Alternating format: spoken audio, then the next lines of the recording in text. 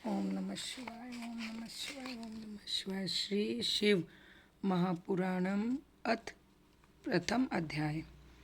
सैनक जी के साधक विषय प्रश्न करने पर श्री सूत जी का उन्हें महापुराण महिमा सुनाना। श्री नक जी बोले, हे महाज्ञानी सूत जी, संपूर्ण सिद्धांतों के ज्ञाता, हे प्रभु, मुझे पुराणों की कथाओं के 7 तत्वों का विशेष रूप से वर्णन कीजिए। सदाचार, भक्ति, भगवत भक्ति, विवेक की बुद्धि कैसे होती है तथा साधु पुरुष किस प्रकार से अपने काम, क्रोध आदि मानसिक विकारों का निर्वहन करते हैं। इस घोर कलयुग में जीवन प्रायः असुर स्वभाव की हो गई है। उस जीवन समुदाय की शुद्ध देवी संपत्ति से युक्त बनाने के लिए सर्वश्रेष्ठ उपाय क्या है? आप इस समय मुझे कोई ऐसा शाश्वत साधन बताएं जो कल्याणकारी वस्तुओं में भी सबसे उत्कृष्ट एवं परम मंगलकारी हो तथा पवित्र करने वाले उपायों में भी सर्वोत्तम पवित्र कारक उपाय हो। तात वह साधन ऐसा हो जिससे अनुष्ठान से शीघ्र ही अंतकरण में विशेष शुद्धि हो जाए तथा उससे निर्मल चित्त वाले पुरुष को सदा के लिए शिव की प्राप्ति हो जाए। सूत जी बोले, हे मनुष्य सेनक, आप धन्य हैं। आपके हृदय में पुराण कथा सुनने के प्रति विशेष प्रेम और लालसा है, इसलिए मैं शुद्ध बुद्धि से विचार एवं परम उत्तम शास्त्र का वर्णन करता हूँ। वत्स, संपूर्ण शास्त्रों के सिद्धांतों से संपन्न, भक्ति आदि को बढ़ाने वाले, शिव को संतुष्ट करने वाले तथा कानों के लिए रसायन स्वरूप दिव्य पुराण श्रवण कीजिए। यह उत्तम शिव पुराण काल रूपी सर्प से प्राप्त होने वाले महान त्रास का विनाश करने वाला है। हे मुनि, पूर्व काल में शिव जी ने इसे कहा था। गुरुदेव व्यास जी संत कुमार मुनि के उपदेश पाकर कलयुग के प्राणियों के कल्याण के लिए बड़े आदर से संक्षेप में पुराण का प्रतिपादन किया। हे मुनि, विशेष रूप से कलयुग के पुराणों की चिंत शुद्धि के लिए इस शिव पुराण के अतिरिक्त कोई अन्य साधन नहीं है। हे मुनि, जिस बुद्धिमान मनुष्य के पूर्व जन्म के बड़े पुण्य होते हैं, उस भाग्यशाली व्यक्ति को इस पुराण में प्रीति होती है। यह शिव पुराण परम उत्तम शास्त्र है। इसे भूतल पर भगवान शिव के स्वरूप समझना चाहिए। सब प्रकार से इसका सेवन करना चाहिए। इसके पठन और श्रवण से शिव भक्ति पाकर श्रेष्ठतम स्थिति में पहुंचा हुआ मनुष्य शीघ्र ही शिव पद को प्राप्त कर लेता है। इसलिए संपूर्ण यत्न करके मनुष्य को इस पुराण के अध्ययन को अभिष्ट साधन माना है। इसका प्रेम पूर्वक श्रवण भी संपूर्ण वांछित फलों को देने वाला है। भगवान शिव के इस पुराण को सुनने से मनुष्य के सभी पापों से मुक्त हो जाता है और बड़े बड़े उत्कृष्ट भोगों का उपभोग करके शिवलोक को प्राप्त कर लेता है। राज सुयज्ञ और सैकड़ों अग्निहोष्टक यज्ञों में जो पुण्य प्राप्त होता है वह भगवान शिव के कथा के सुनने मात्र से प्राप्त हो जाता है। हे मुनि, जो लोग इस श्रेष्ठ शास्त्र शिव पुराण का श्रवण करते हैं उन्हें मनुष्य नहीं समझना चाहिए। वे रुद्र स्वरूप हैं, इसमें संदेह नहीं है। इस पुराण का श्रवण और कीर्ति करने वाले के चरण कमल की धूल की को मुनिगण तीर्थ ही समझते हैं। जो प्राणी परम पद को प्राप्त करना चाहता है उसे सदा भक्तिपूर्वक इस निर्मल शिव पुराण का श्रवण करना चाहिए। हे मुनि श्रेष्ठ, यदि मनुष्य सदा इसे सुनने में समर्थ न हो तो उसे प्रतिदिन स्थिर चित्त से एक मुहूर्त भी इसको सुनना चाहिए। हे मुनि, यदि मनुष्य प्रतिदिन सुनने में भी असक्त हो तो उसे किसी पवित्र महीना में इस शिव पुराण का श्रवण करना चाहिए। जो लोग एक मुहूर्त, उसका आधा, उसका भी आधा अथवा क्षण मात्र भी इस पुराण को श्रवण करते हैं उनकी दुर्गति नहीं होती है। हे मुनीश्वर, जो मनुष्य शिव पुराण कथा को सुनता है वह सुनने वाला पुरुष कर्म रूपी महावन को जलाकर संसार को पार हो जाता है। हे मुनि, सभी दानों, सभी यज्ञों में जो पुण्य मिलता है वह फल शिव के इस पुराण को सुनने मात्र से मिल जाता है। हे मुनि, विशेष इस कालिकाल में जो शिव पुराण के श्रवण के अतिरिक्त मनुष्य के लिए मुक्तिदायक कोई अन्य श्रेष्ठ साधन नहीं है। शिव पुराण को श्रवण एवं भगवान शंकर के नाम का कीर्तन दोनों ही मनुष्य के कल्प वृक्ष के समान फल देने वाला होता है, इसमें कोई संदेह नहीं है। कलयुग में धर्मचारण से शून्य चित्त वाले दुर्बुद्धि मनुष्यों के उद्धार के लिए भगवान शिव ने अमृत स्वरूप शिव पुराण का उद्भावना की है। अमृत पान करने से केवल अमृत पान करने वाला ही मनुष्य अजय अमर होता है, किंतु भगवान शिव का यह कथा मूर्ति संपूर्ण कुल को अजय अमर कर देता है। इस शिव पुराण की परम पवित्र कथा का विशेष रूप से सदा ही सेवन करना चाहिए। इस शिव पुराण कथा में श्रवण का क्या फल कहूँ, उसके श्रवण मात्र से भगवान सदा शिव इस प्राणी के हृदय में विराजमान हो जाते हैं। शिव पुराण ग्रंथ 24,000 श्लोक युक्त है। इसमें 7 संहिताएं हैं। मनुष्य को चाहिए कि वह भक्ति, ज्ञान, वैराग्य से भली भांति संपन्न हो, बड़े आदर से इसका श्रवण करे। पहले विदेश्वर संहिता, दूसरी रुद्र संहिता, तीसरी सतरुद्र संहिता, चौथी कोटि रुद्र संहिता और 5वीं उमा संहिता कही गई है। 6वीं कैलाश संहिता, 7वीं वायवीर संहिता। इस प्रकार इसमें 7 संहिताएं हैं। इस 7 संहिता युक्त यह दिव्य पुराण परम ब्रह्मा परमात्मा के समान विराजमान है, सबसे उत्कृष्ट गति प्रदान करने वाला है। जो मनुष्य 7 संहिताओं वाले इस शिव पुराण का आदर पूर्वक पढ़ता है वह जीव मुक्त कहा जाता है। हे मुनि, जब तक इस उत्तम शिव पुराण को सुनने का सुअवसर नहीं प्राप्त होता तब तक अज्ञानवश प्राणी इस संसार चक्र में भटकता रहता है। भ्रमित कर देने वाले अनेक शास्त्रों पुराणों के श्रवण से क्या लाभ, जबकि एक शिव पुराण ही मुक्ति प्रदान करने के लिए गर्जन कर रहा है। जिस घर में शिव पुराण की कथा होती है वह घर तीर्थ स्वरूप होता है। उसमें निवास करने वाले व्यक्तियों के पाप नष्ट हो जाते हैं। 1000 अश्वमेध यज्ञ, सैकड़ों वाजपेय यज्ञ शिव पुराण की 16वीं कला की भी बराबरी नहीं कर सकता है। हे मुनि श्रेष्ठ, कोई अधर्म प्राणी जब तक भक्तिपूर्वक शिव पुराण का श्रवण नहीं करता है तभी तक उसे पापी कहा जा सकता है। गंगा आदि पवित्र नदियाँ जो मुक्तिदायिनी हैं, सप्तपुरियाँ तथा गयादि तीर्थ इस शिव पुराण की समता कभी नहीं कर सकती है। जिस परम गति की कामना हो उसे नित्य शिव पुराण का एक श्लोक अथवा आधे श्लोक का ही स्वयं भक्तिपूर्वक पाठ करना चाहिए। जो निरंतर अर्थ अनुसंधान पूर्वक इस शिव पुराण को बाँचता है अतः नित्य प्रेम पूर्वक इसका पाठ करता है वह पुण्य आत्मा है, उसमें संचय नहीं। जो उत्तम बुद्धि वाला पुरुष अंत काल में भक्ति पूर्वक इस पुराण को सुनता है उस पर अंतः प्रसन्न हुए भगवान महाश्वर महादेव उसे अपने परम धाम प्रदान करते हैं।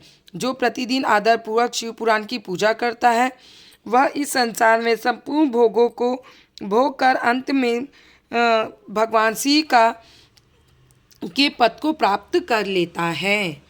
जो प्रतिदिन आलस रहित हो रेशमी वस्त्र आदि के वेश से या शिव पुराण का सत्कार करता है वह सदा सुखी होता है। यह शिव पुराण निर्मल एवं सर्वस्व है। यह लोक और परम लोक में सुख देने चाहने वाले आदर के साथ प्रयत्न पूर्वक इसका सेवन करना चाहिए। यह निर्मल एवं उत्तम शिव पुराण धर्म, अर्थ, काम और मोक्ष चारों पुरुषार्थों को देने वाला है। अतः सदा प्रेम पूर्वक इसका श्रवण और विशेष रूप से पाठ करना चाहिए। वेद, इतिहास एवं अन्य शास्त्रों में शिव पुराण विशेष कल्याणकारी है, ऐसे मुमुक्षु जनों को समझना चाहिए। यह शिव पुराण आत्म तत्व ज्ञानों के लिए सदा सेवी है, सत्पुरुषों के लिए पूज्य है, तीनों प्रकार के तापों का समन करने वाला है, सुखदान करने वाला है तथा ब्रह्मा विष्णु महेश देवताओं को प्राणों से प्रिय है। ऐसे शिव पुराण में प्रश्नचित सदा वंदन करता हूँ। भगवान शंकर मुझ पर प्रसन्न हों, अपने चरण कमलों की भक्ति मुझे प्रदान करें। ओम नमः शिवाय। अतः द्वितीय अध्याय शिव पुराण के श्रवण से देवराज को शिवलोक की प्राप्ति। स्नेह जी बोले, हे महाभागसुत जी, आप धन्य हैं, परमात्म तत्व के ज्ञाता हैं। आप कृपा करके हम लोगों को बड़ी ही अद्भुत और दिव्य कथा सुनाई है। हमने यह पाप नाशनी, मन को पवित्र करने वाले, भगवान शिव को प्रसन्न करने वाले अद्भुत कथा सुनी। भूतल पर इस कथा के समान कल्याण का सर्वश्रेष्ठ साधन दूसरा कोई नहीं है। यह बात हमने आज आपकी कृपा से निश्चयपूर्वक समझ ली है। हे सूत जी, कलयुग में इस कथा के द्वारा कौन सी पापी शुद्ध होते हैं, यह कृपा कर बताएं और जगत को कृतार्थ कीजिए। सूत जी ने बड़े ही प्रेम से बोला, हे मुनि, जो मनुष्य पापी, दुराचारी, खल तथा काम क्रोध आदि निरंतर डूबे रहने वाला है, वे भी इस पुराण से अवश्य शुद्ध हो जाते हैं। यह कथा वास्तव में उत्तम ज्ञान यज्ञ, सदा संसारिक भोग और मोक्ष को देने वाला, सभी पापों को नष्ट करने वाला, भगवान शिव को प्रसन्न करने वाला, जो अंत लालची, सत्यविहीन, अपने माता पिता से द्वेष करने वाला, पाखंडी तथा हिंसक वृत्ति का है, वे भी इस ज्ञान यज्ञ से शुद्ध हो जाते हैं। अपने वर्ण धर्म का पालन न करने वाला शेषग्रस्त लोग भी कली काल में इस यज्ञ के द्वारा पवित्र हो जाते हैं। जो लोग छल कपट करने वाले, क्रूर स्वभाव वाले, अत्यंत निर्दयी, कलयुग वे इस ज्ञान यज्ञ से शुद्ध हो जाते हैं। ब्राह्मण के धन से पलने वाले तथा निरंतर व्यभिचार परायण से जो लोग, वे इस ज्ञान यज्ञ से कलिकाल में भी पवित्र हो जाते हैं। जो मनुष्य सदा पाप कर्मों में लुप्त रहता है, सट और अत्यंत दूषित विचारों वाला है, वे कलयुग में इस ज्ञान यज्ञ से निर्मल हो जाते हैं। दुचरित, दुर्बुद्धि, क्रूर चित्त वाले, देवताओं के द्रव्य का उपभोग करने वाले पापी जन भी इस कलिकाल में ज्ञान यज्ञ से पवित्र हो जाते हैं। इस पुराण के श्रवण पुण्य से बड़े बड़े पापों को नष्ट करता है, संसार भोग तथा मोक्ष प्रदान करता है और भगवान शंकर को प्रसन्न करता है। इस सद्बुद्धि में मुनिगण इस प्राचीन इतिहास का उदाहरण दिया करते हैं, जिसके श्रवण मात्र से पापों का पुण्य नाश हो जाता है। पहले की बात है, कीर्तान नगर में एक ब्राह्मण रहता था, जो अज्ञानी, दरिद्र, रस बेचने वाला, वैदिक धर्म से विमुख था। वह स्नान, संध्या आदि कर्मों से भ्रष्ट हो गया था, वैश्यावृत्ति में तत्पर रहता था। उसका नाम देवराज था।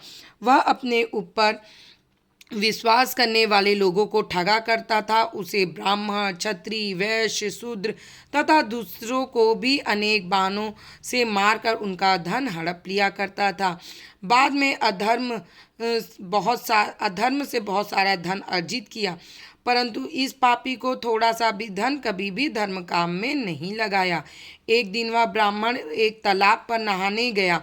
वहाँ शोभावती नामक एक वेश्या को देखकर अत्यंत मोहित हो गया। वह सुंदरी भी इस धनी ब्राह्मण को अपने वशीभूत हुआ जानकर प्रसन्न हो गई। उससे वार्तालाप से उनमें प्रीति उत्पन्न हुई। इस ब्राह्मण ने इस वेश्या को पत्नी बनाना तथा उस वेश्या ने अपने पति बनाकर स्वीकार कर लिया। इस प्रकार कामवश में होकर दोनों बहुत समय तक विहार करते रहे। बैठने, सोने, खाने पीने, क्रीड़ा में वे दोनों निरंतर पति पत्नी की ही तरह व्यवहार करने लगे। अपने माता पिता तथा पत्नी के बार बार रोकने पर भी पाप कृत्य में संलग्न वह ब्राह्मण उनकी बात में नहीं आया। एक दिन रात्रि में वह दुष्ट ईर्ष्यावश अपने सोए हुए माता पिता और पत्नी को मार डाला, उनका सारा धन हर लिया। वैश्या में उत्चित वाले इस कामी ने अपना और पिता आदि का सारा धन वेश्या को दे दिया। वह पापी अभिक्ष भक्ष और मद्यपान करने लगा। वह नीच ब्राह्मण उस वेश्या के साथ एक ही पात्र में सदा जूठा भोजन करने लगा। एक दिन घूमता घूमता वो देवयोग प्रतिष्ठित पुरी यानी झूसी प्रयाग में जा पहुंचा। वहां उसने एक शिवालय देखा, जहां बहुत से साधु महात्मा एकत्रित थे। देवराज उस शिवालय में ठहर गया। वहाँ उस ब्राह्मणों को ज्वर आ गया। उस ज्वर से उसकी बड़ी पीड़ा होने लगी। वहाँ एक ब्राह्मण देवता शिव पुराण की कथा सुना रहे थे। ज्वर में पड़ा हुआ देवराज ब्राह्मण के मुख खार विदन से निकली हुई उस शिव कथा को निरंतर सुनता रहा। एक मास के बाद वह अत्यंत ज्वर से पीड़ित होकर चल बसा। यमराज के दूत आए और उसको पासों में बांधकर यमपुरी ले गए। इतने में ही शिवलोक के भगवान शिव के पार्षदगण आ गए। उनके गौर अंग कपूर के समान उज्ज्वल थे, हाथ त्रिशूल से सुशोभित हो गए। उनके संपूर्ण अंग भस्म से विभूषित थे तथा रुद्राक्षों की माला उनकी शोभा बढ़ा रही थी। वे सब के सब क्रोध करते हुए यमपुरी गए और यमराज के दूतों को पीट कर बार बार धमका कर देवराज को अपने चंगुल से छुड़ा लिया।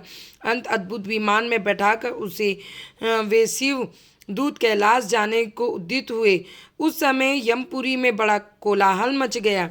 इस कोलाहल को सुनकर धर्मराज अपने भवन से बाहर आए और साक्षात दूसरे रुद्र के समान प्रतीत होने वाले उन चारों दूतों को देखकर धर्मराज ने उनका विधि पूर्वक पूजा की।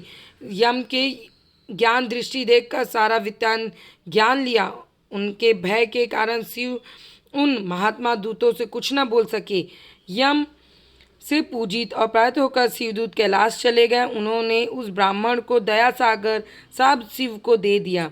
शिव पुराण की इस परम पवित्र कथा धन्य है, जिसके सुनने मात्र से पापी जन भी मुक्ति के योग्य बन जाता है। भगवान सदाशिव के परम धाम वेद यज्ञ सभी लोकों में सर्वश्रेष्ठ माना गया है।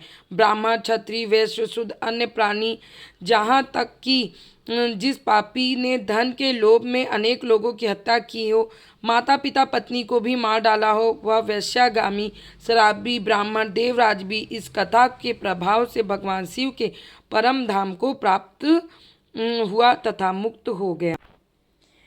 इति श्री स्कंदे महापुराण शिव पुराण महात्म्य देवराज मुक्ति वर्णन नमः। द्वितीय अध्याय। तृतीय अध्याय। चंचुला का पाप से भय एवं संसार से वैराग्य।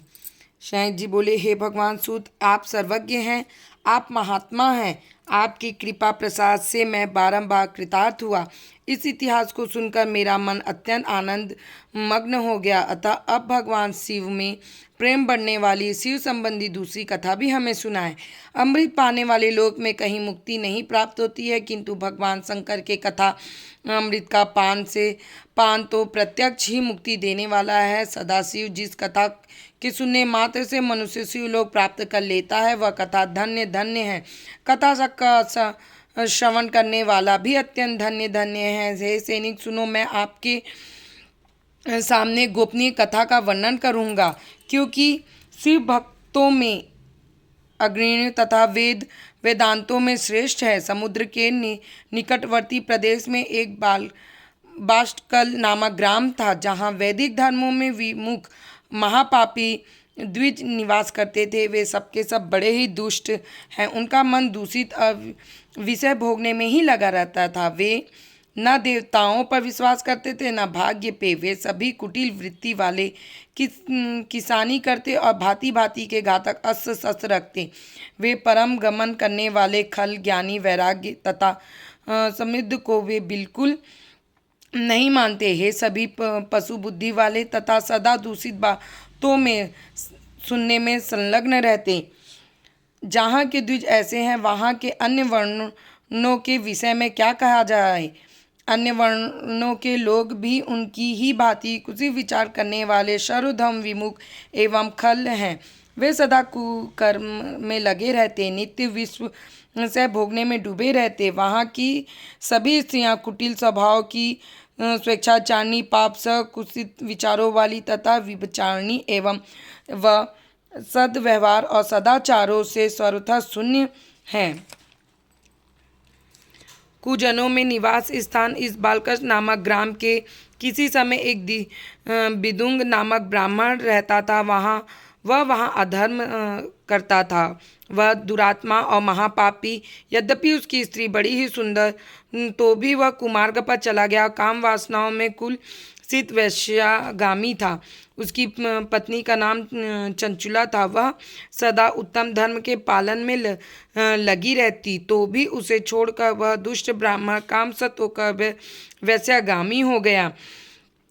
इस तरह कुकर्म में लगे हुए उस बिंदु के बहुत वर्ष व्यतीत हो गए। उसकी स्त्री चंचुला काम से पीड़ित होने पर सर्वधर्म नाश के भय से कलेश सहकर भी दीर्घ काल तक धर्म भ्रष्ट नहीं हुई, परंतु दुराचारी पति के आचरण से प्रभावित होने के कारण काम पीड़ित हो आगे चलकर वह स्त्री भी दुराचारणी हो गई। भ्रष्ट चरित्र वाली वह कुमार्गिनी अपनी पति की दृष्टि बचाकर रात्रि में चोरी छिपे अन्य पापी जाय पुरुष के साथ रमण करने लगी। ऐसे हे मुनि, एक बार ब्राह्मण ने अपनी उस दुराचारणी पत्नी चंचुला को कामसत हो पुरुष के साथ रात्रि में देख लिया। उस दुष्ट और दुराचारी असत्य मन वाली पत्नी रात में पर पुरुष के साथ व्यभिचार देखकर क्रोधित हो पड़ा। उस दुष्ट विदुगा को घर में आया जानकर वह कपटी विभाचारी तेजी से भाग गया। तब वह दुष्टात्मा विधि अपनी पत्नी को छोड़कर उसे डांटते हुए उसे मुक्के से बार बार पीटने लगा। वह व्यभिचारिणी दुष्टा नारी चंचुला पीटी जाने पर कुपित होकर निर्भयतापूर्वक अपने दुष्ट पति विदुंग से कहने लगी। चंचुला बोली, मुझे पति प्रायण युति पत्नी को छोड़कर आपको बुद्धिवश प्रतिदिन वेश्याओं के साथ इच्छानुसार रमण करते। आप ही बताएं कि रूपवती तथा कामसक्त चित्त वाली मुझ युति की पति संरग बिना गति होती गई। मैं अत्यंत सुंदर हूँ तथा नवयौवन युक्त हूँ। आपके सत्संग के बिना व्याचित वाली मैं कामजन दुख को कैसे सह सकती। सूत बोले, उस स्त्री के इस प्रकार कहने पर वह मूढ़ बुद्धि मूर्ख ब्राह्मण सर्वधर्म विमुख दुष्ट पापी विदुंग बोला, काम से व्याकुलचित होकर तुमने यह सत्य कहा। हे प्रिय, तुम भय त्याग दो। मैं जो तुमसे हित की बात कहता हूँ उसे सुनो। तुम निर्भय होकर नित्य पर पुरुष के साथ सक करो, उसे संतुष्ट करके उनसे धन खींचो। वह सारा धन वैश्याओं के प्रति आसक्त मन वाले मुझको दिया करो। इससे तुम्हारा और मेरा दोनों का स्वास्थ्य सिद्ध हो जाएगा। पति की सूत जी बोले, पति के ये वचन सुनकर उसकी पत्नी चंचुला प्रसन्न होकर उसकी कही बातों को मान ली। उन दोनों दुराचारी पति पत्नी के इस प्रकार के का समझौता कर लिया। वे दोनों निर्भय चित्त से कुकर्म में लीन हो गए। इस तरह दुराचारों में डूबे हुए उन मूढ़ चित्त वाले पति पत्नी का बहुत सा समय व्यर्थ ही बीत गया। तदंतर शुद्ध जाति वैश्या का पति बना हुआ वह दूषित बुद्धि वाला दुष्ट ब्राह्मण विदुंग समय अनुसार मृत्यु को प्राप्त होकर नरक में चला गया। बहुत दिनों नरक के दुख भोग कर वह मूढ़ बुद्धि पाप विंध्य पर्वत पर भयंकर पिशाच बन गया। इधर उस दुराचारी पति विदुग के मर जाने पर वह मूढ़ हृदय चंचुला बहुत समय तक पुत्रों के साथ अपने घर में रही। इस प्रकार प्रेम पूर्वक कामसुत होकर जारों के साथ विहार करती हुई चंचुला नामक स्त्री का कुछ यौवन समय के साथ ढल गया। एक दिन देवयोग के कुछ पुण्य पर्व के आने पर वह स्त्री भाई बंधुओं के साथ गोकर्ण क्षेत्र में गई। तीर्थयात्री संग उसने भी उस समय जाकर किसी तीर्थ के जल में स्नान किया। फिर वहाँ साधारणतः ही मेला देखने की दृष्टि से बंधुजनों के साथ यत्र तत्र घूमने लगी। किसी देव मंदिर में उसने एक देव यज्ञ ब्राह्मण के मुख से शिव जी की परम पवित्र मंगलकारिणी उत्तम पौराणिक कथा सुनी। कथावाचक ब्राह्मण कह रहे थे कि जो स्त्री पर पुरुषों के साथ व्याभिचार करती है वे मरने के बाद जब यमलोक जाती है तब यमलोक दूत उनकी योनि में तपे हुए लोहे का प्रयोग डालते हैं। पौराणिक ब्राह्मण के मुख से यह वैराग्य बढ़ाने वाली कथा सुनकर चंचुला भय से व्याकुल हो वहाँ कांपने लगी। तब कथा समाप्त हुई, लोग वहाँ से बाहर जाने लगे। तब वह भयभीत नारी एकांत में शिव पुराण की कथा बाँचने वाले ब्राह्मण से कहने लगी, ब्राह्मण, मैं अपने धर्म को नहीं जानती, इसलिए मेरा द्वार बड़ा ही दुराचार हुआ है। स्वामी, इससे सुनकर मेरे ऊपर उत्तम कृपा कर आप मेरा उद्धार कीजिए। हे प्रभु, मैंने बूढ़ बुद्धि के कारण घोर पाप किए हैं। मैंने कामधंध होकर अपने संपूर्ण युवा अवस्था विभचार में बिताई है। आज वैराग्य रस में ओतप्रोत इस प्रवचन को सुनकर मुझे बड़ा ही भय लग रहा है। मैं काँप उठी हूँ। मुझे संसार से वैराग्य हो गया है। मुझे मूढ़ चित्त वाली पापनी को धिक्कार है। मैं सर्वथा निंदा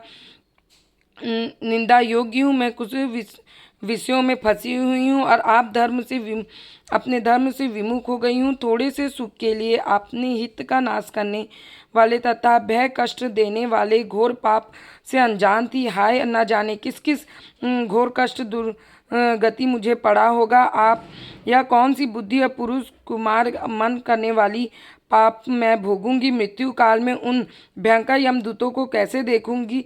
जब वे बलपूर्वक मेरे गले में फंदे मुझे बांधेंगे, तब मैं कैसे धीरज धारण करूंगी। नरक में जब मेरे शरीर के टुकड़े होंगे, तब मैं यह सब कैसे सह पाऊंगी। दुख और शोक से ग्रस्त होकर मैं दिन में सहज इंद्रव्याप्त रात्रि में निद्रा कैसे प्राप्त करूंगी। मैं मर गई, मैं जल गई, मेरे हृदय में अब कष्ट हो रहा है। हाय विधाता, मुझ पापनी को ऐसी दुर्बुद्धि क्यों दी, जो सभी प्रकार से सुख देने वाले सर्वधर्म से दूर कर देती है। कृपा कर आप मेरी रक्षा करें। मैं क्या करूं, कहाँ जाऊं, किसका आश्रय लूं। मुझे नरगामी इस संसार में कौन रक्षा करेगा। हे ब्राह्मण, आप मेरे गुरु हैं, आप मेरे माता पिता हैं। मैं आपके शरण में आई हूँ, मेरा उद्धार कीजिए। सूत जी बोले, है सनक। इस प्रकार खेद और वैराग्य से युक्त चंचुला उस ब्राह्मण के चरणों पे गिर पड़ी।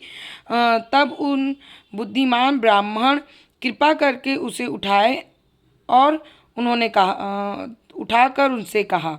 इति स्कंद महापुराण शिव पुराण चंचुला वैराग्य वर्णन नाम तृतीय अध्यायम।